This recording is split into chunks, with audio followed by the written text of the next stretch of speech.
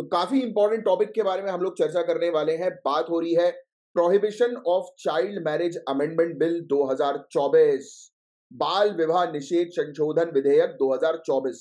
तो अभी हिमाचल प्रदेश की विधानसभा ने इस कानून को जो है वो पास कर दिया है, मतलब इस बिल को पास कर दिया। अब ये कानून बन जाएगा।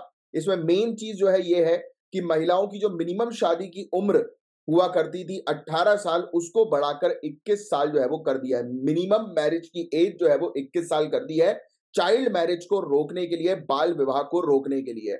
इन्होंने 2006 में इनका एक कानून था जिसको अमेंड किया और उसके तहत इन्होंने मेन फोकस रखा है जेंडर इक्वलिटी के ऊपर, क्योंकि मेल की भी शादी करने की उम्र जो होती है वो 21 साल होती है। अब मेल फीमेल दोनों की मिनिमम एज जो है वो शादी करने की 21 साल बताई जा रही है।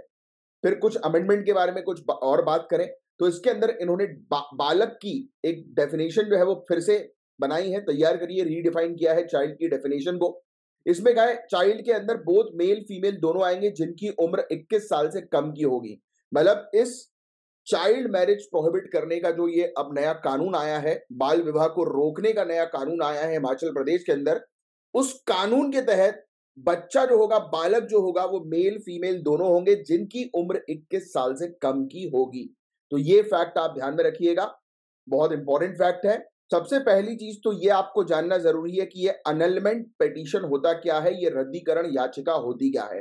तो देखिए, जब भी किसी की चाइल्ड मैरिज करवा दी जाती है, फोर्सफुली किसी की शादी करवा दी जाती है, तो उसके पास ऑप्शन होता है कि वो उस शादी को जो है वो नल एंड वॉइड डिक्लेयर कर दे, कोर्ट में जाकर अनलमेंट पिटीशन फाइल करके, रद्दीकरण याचिका को फाइल करके। तो ये कहा गया है कि दोनों ही मेल और फीमेल अब जैसे ही उनकी एज 18 साल की हो जाती है, मेजॉरिटी की एज में जैसे ही वो आ जाते हैं, उसके 5 साल के अंदर अंदर वो अनलमेंट जो है वो फाइल कर सकते हैं, यानी कि अपनी शादी को जो है वो रद्द करने के लिए याचिका जो है वो दायर कर सकते हैं कोर्ट में। अब इससे क्या हुआ, इससे मतलब कि ये हो गया कि अब मेजॉरिटी की एज मतलब 18 साल की उम्र, तो जब तक कि वो 23 साल की उम्र के नहीं हो जाते, मतलब उससे पहले यानी कि 23 साल की उम्र के होने तक उनके पास ऑप्शन होता है कि अपनी शादी को वो रद्द करवा सके, राइट। अगर उनकी शादी फोर्सफुली करवाई गई हो, राइट, जानबूझकर करवाई गई हो बिना उनकी इच्छा के।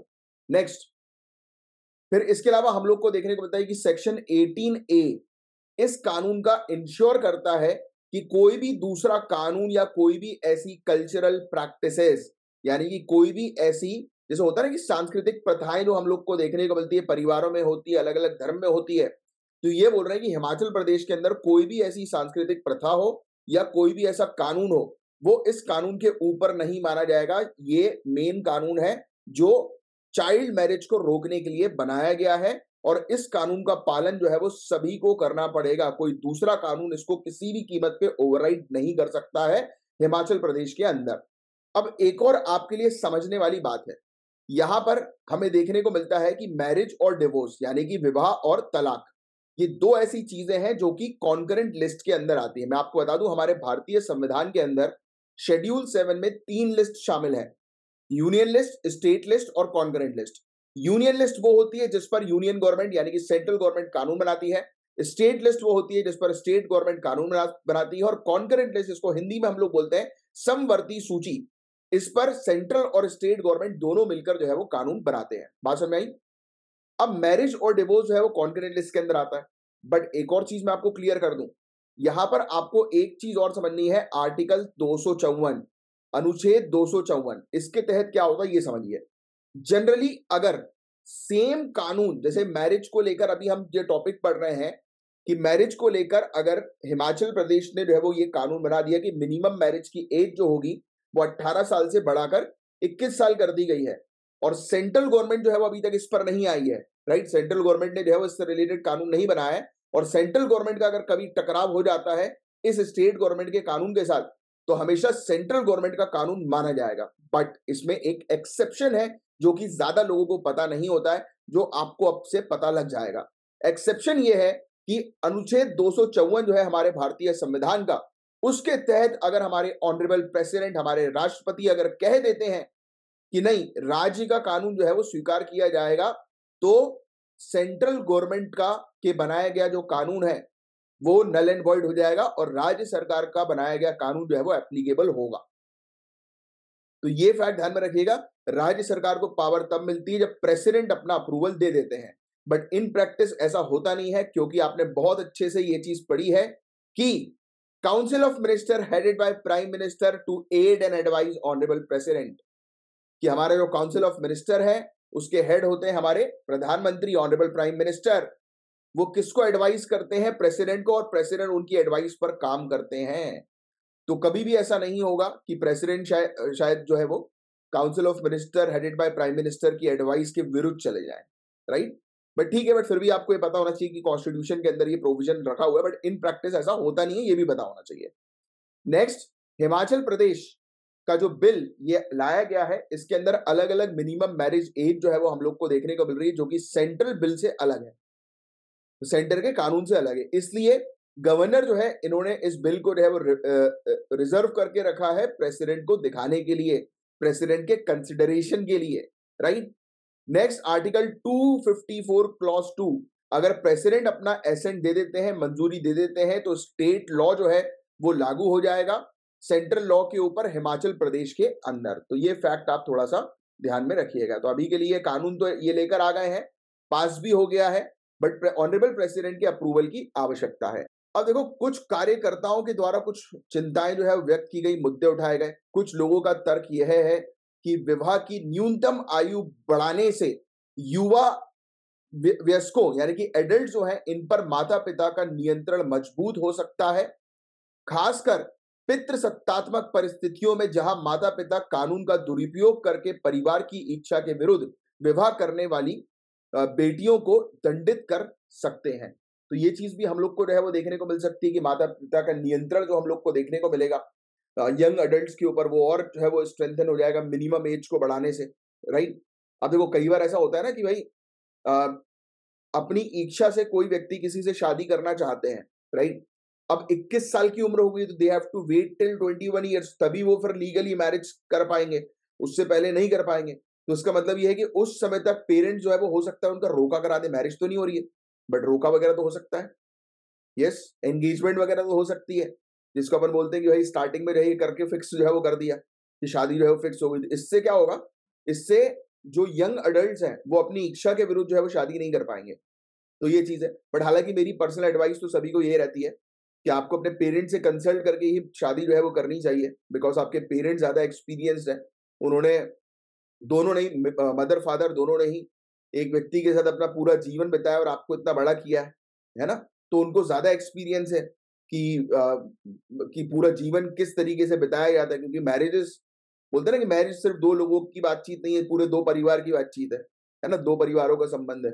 तो इट हैपेंस समटाइम्स, लोग जो है वो जल्दबाजी में शादी तो कर लेते हैं कि नया नया इश्क हुआ, नया नया प्यार हुआ, चलो शादी कर लेते हैं, बट बाद में फिर डिवोर्स और जिंदगी भर पछताते हैं। लव मैरिज में भी सेम चीज होती है, अरेंज मैरिज में भी होती है, राइट? तो आजकल बड़ी स्थिति खराब है, तो इसलिए पहले तो पेरेंट्स की सलाह जो है वो लेनी चाहिए, स्पेशली मैरिज जैसे की अगर बात आती है तो, राइट? एनीवेज, तो बाकी आप समझदार है, अपन वापस टॉपिक पे आते हैं। अब कुछ आलोचक जो है, कुछ क्रिटिक्स जो कर रहे हैं इस बिल की, वो ये भी कह रहे हैं कि भैया इससे जो पिछड़े वर्ग की जो महिला है, मार्जिनलाइज कम्युनिटी की जो महिला है, वो बुरी तरह से अफेक्ट होंगी। कैसे होंगी, क्यों बोल रही है, इस चीज को गहराई से समझो।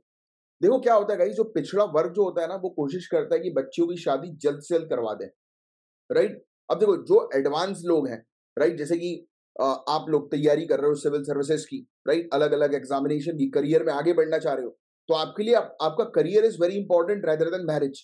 यस, बट अगर हम बात करें पिछड़े वर्ग के लोगों की, राइट, तो अभी भी जो बैकवर्ड लोग हैं, मार्जिनलाइज लोग हैं, इनका मेन ऑब्जेक्टिव होता है कि एक एज के बाद तुरंत शादी कर ली जाए। ठीक है, जरूरी भी होता है, राइट, जरूरी भी होता है, but career is most important. You guys know, आज के जमाने में अगर आपको जीना है, डेवलप होना है, तो आपके पास एक अच्छी वेल जॉब होनी चाहिए। अगर आपके पास जॉब नहीं है तो आपको बड़ी दिक्कतें आएंगी। कम ऑन से यस और नो? यस, आपको बहुत सारी प्रॉब्लम्स का जो है वो सामना करना पड़ेगा अगर आपकी जेब में पैसा नहीं है तो। ये बात आप समझते हैं? और जो अपर मिडिल क्लास की जो लोग हैं, उनको बहुत अच्छे से पता होता है, और रिच लोगों की तो बात ही नहीं करते अपन, उन लोगों को तो पता ही है। इसलिए वहां पर शादी जो होती है वो एक पर्टिकुलर टाइम के बाद ही की जाती है। आज भी है, मेरी भी काफी सारी फ्रेंड्स है 30-35 जिनकी एज है, राइट, अभी तक उनकी शादी नहीं हुई है, they are just pursuing their career, वो फोकस कर रहे हैं अपने करियर के ऊपर, और उनके पेरेंट्स भी उनको कोई प्रेशराइज जो है वो नहीं कर रहे हैं। क्यों? Because they know it very well यार। कि शादी करोगे आप तो ऑब्वियस ही बात है कि एक परिवार को चलाने के लिए यू नीड मनी। कभी भी घर में कोई प्रॉब्लम आएगी तो यू नीड मनी, तो you have to be stable. आपको स्टेबल होना पड़ेगा, अपने टांगों पे खड़ा रहना जरूरी है। यस, बट ये प्रॉब्लम होती है पिछड़े वर्ग के लोगों में, जहां पर पिछड़े वर्ग के लोग ज्यादा उस बात पर ध्यान देते हैं कि चार लोग क्या बोलेंगे, देखो अभी तक लड़की की शादी नहीं हुई। और जो थोड़ा सा माइंडसेट इसका हाई होता है वो ये नहीं सोचता है, वो सोचता है अरे वाह मेरी लड़की तो यार करियर में आगे बढ़ रही है, मेरी लड़की तो तैयारी कर रही है। बट हाँ, अभी भी हाई क्लास में भी ये इश्यूज हैं कुछ कुछ जगहों पर। बट अगर हम बात करें स्ट्रक्चर की, सोशल स्ट्रक्चर की, सामाजिक स्ट्रक्चर की, हमारे देश में, तो जो पिछड़े वर्ग के जो लोग हैं तो वो थोड़ा सा ज्यादा इस सामाजिक एक्टिविटी पर ज्यादा फोकस करते हैं कि भाई समाज क्या बोलेगा, राइट। अब इस बिल के अंदर एक और प्रॉब्लम है, एक तो ये भाई ये वाली प्रॉब्लम हमने देख ली, दूसरी प्रॉब्लम हमें देखने को मिल रही है लीगल इश्यूज भी।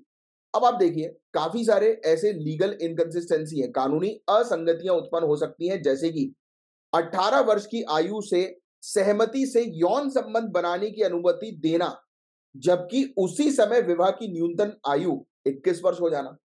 सोचिए कि आप अगर अलाउ कर रहे हो कंसेंशुअल सेक्स 18 साल की उम्र से, और मैरिज जो है वो कर रहे हो 21 ईयर्स की उम्र में, राइट, तो बहुत कॉम्प्लेक्स इशू हम लोग को देखने को मिलेगा, राइट। और भी बड़ी सारे इश्यूज होंगे, बहुत सारे केसेस फाइल हो सकते हैं कि इन्होंने शादी का प्रॉमिस करके जो है वो हमारे साथ जो है फिजिकल रिलेशनशिप जो है वो क्रिएट कर लिया। हो सकता है कि नहीं हो सकता? यस, धोखा दिया फिर उसके बाद, ऐसे कितने सारे केसेस आ सकते हैं। तो ये सब चीजें हम लोग को देखने को मिल रही हैं। अब कुछ कुछ चीजें भी ऐसी हैं, अगर आप मैरिजेबल एज अगर बढ़ा दोगे महिलाओं की, राइट, और मेन के साथ अलाइन उनको कर दोगे, तो इसमें आप जेंडर इक्वलिटी तो प्रमोट कर रहे हो। यस, और इसमें यह भी होगा कि अर्ली एज प्रेगनेंसी रिड्यूस होगी, जिससे कि मैटरनल और इन्फेंट की हेल्थ इंप्रूव होगी। ये बात भी बहुत अच्छी है इस कानून के अंदर कि भाई बच्चे और माँ दोनों की हेल्थ इंप्रूव होगी, क्योंकि अगर अर्ली एज में प्रेगनेंसी हो जाती है तो महिला और बच्चे दोनों खतरे में होते हैं, राइट। बट कुछ एविडेंस सजेस्ट ये करते हैं कि इसका सोशियो इकोनॉमिक फैक्टर के साथ भी इसका लिंक हम लोग को देखने को मिलता है, rather than age of marriage alone.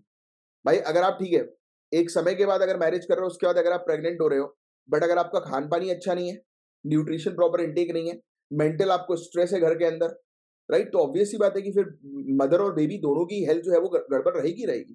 तो ये भी कहा जा रहा है, बट ठीक है, इससे एक फायदा तो ये है कि हाँ, मदर और बेबी दोनों की हेल्थ जो है वो बेहतर होगी मैरिज, क्योंकि अर्ली प्रेगनेंसी जो है वो कम हो जाएंगी, राइट, अर्ली एज प्रेगनेंसी जो 21 साल के बाद ही होंगी उसके बाद, क्योंकि शादी 21 साल को होगी। एनीवेज आगे की जो है वो चर्चा करें, कुछ और क्रिटिसिज्म हम लोग को देखने को मिल रहा है। अगर आप सिर्फ शादी की एज जो है वो बढ़ा दोगे तो इसका मतलब ये नहीं है कि आपने अर्ली मैरिजेस को जो है वो कम कर दिया, राइट। और भी काफी सारी प्रॉब्लम्स हैं, जैसे कि डाउरी के प्रेशर हम लोग को देखने को मिलते हैं, इकोनॉमिक कंस्ट्रेंट्स हम लोग को देखने को मिलते हैं, बहुत सारी चीजें ऐसी होती हैं। तो आपको जो है पूरी सोसाइटी के अंदर जो है वो रिफॉर्म करने की आवश्यकता है, समाज में बहुत अच्छे सुधार करने की आवश्यकता है, अगर आपको ट्रू जेंडर पैरिटी जो है वो अचीव करनी है। तो अगर आपको वाकई में जो है वो सही मायने में लैंगिक समानता हासिल करना है तो आपको सामाजिक आर्थिक सुधार की आवश्यकता होगी। नेक्स्ट, 2008 की लॉ कमीशन की रिपोर्ट और 2018 की नेशनल ह्यूमन राइट कमीशन की रिपोर्ट ने यह प्रपोजल जो है वो रखा है कि आप जो है वो एक यूनिफॉर्म एज जो है वो 18 साल कर दो दोनों जेंडर्स की, राइट। और इसको यूनाइटेड नेशन की बॉडीज के द्वारा भी सपोर्ट किया गया है। तो देखो सभी लोग 18 साल कॉमन उम्र रखने की बात कर रहे हैं, बट हिमाचल प्रदेश की सरकार ने जो है वो इसको 18 से बढ़ाकर महिलाओं के लिए 21 कर दिया, और मेल के लिए तो 21 है ही। तो हमें आज की डेट में मेनली सामाजिक सुधार की आवश्यकता है, लोगों के माइंडसेट को चेंज करने की आवश्यकता है, राइट। अगर जहां पर लोगों का माइंडसेट चेंज होगा तो ऑटोमेटिकली ये दुनिया जो है वो चेंज हो जाएगी। वो बोलते हैं ना कि छोटी सोच का व्यक्ति हमेशा जो है वो छोटा ही सोचेगा, बड़ी सोच का व्यक्ति ब्रॉड तरीके से दुनिया को जो है वो देखेगा। यस, तो बस वो ये सोच का जो है वो फर्क है। अब ये सब चीजें खत्म होगी अवेयरनेस के थ्रू, जागरूकता के थ्रू, एजुकेशन के थ्रू, सशक्तिकरण के थ्रू, राइट। तो ये पूरा ओवरऑल टॉपिक था गाइस। मैं उम्मीद करता हूं मैंने जो चीज अभी आपको पढ़ाई है इस कानून से रिलेटेड और काफी सारे फैक्ट्स बताए हैं जो आपको बहुत अच्छे से समझ में आ गए होंगे। और अगर आ गए हैं तो लाइक का बटन जरूर हिट करिएगा।